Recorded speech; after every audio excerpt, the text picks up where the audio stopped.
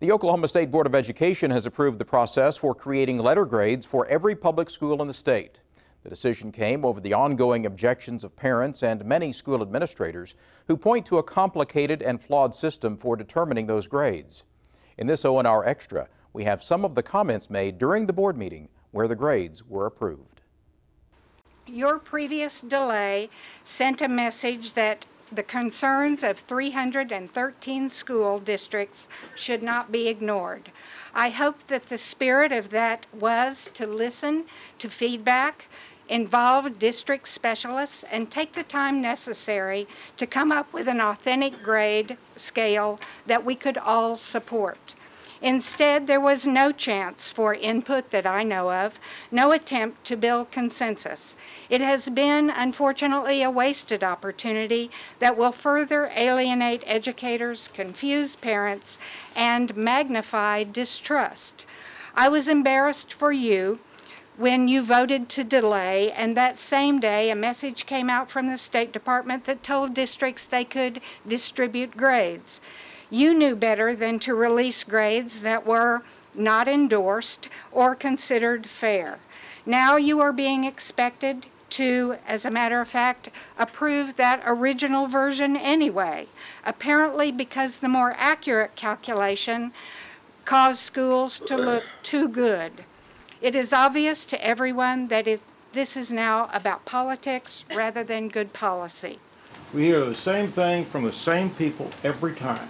Don't change anything. There are 520 of you. That's got to be a national record per capita. 520 superintendents. What are you doing to improve your schools? You know, it takes a lot of money to keep all of you all up. What are you doing to help? Other than coming down here and belly aching every time we have something to face. And I'm telling you, it's got to change. We're doing the best we can at this point, and we hear the same rhetoric at this point. So I'm ready to vote. You know, when we get to the point of absolute rhetoric in what we're doing here, and that we're accusing this of being a completely politicized, 100% political process, and we see the rhetoric on the side of all this, I just don't think that's ever going to be really useful in trying to move forward. And I, as a board member, and I don't speak for the other board members, though I probably can on this point, you know, we're open to work with the superintendents, and I think we've demonstrated the willingness to do that over time. So, you know, when we get to the position where we're being attacked because we're somehow pawns of the political system, that's offensive to me and maybe even insulting.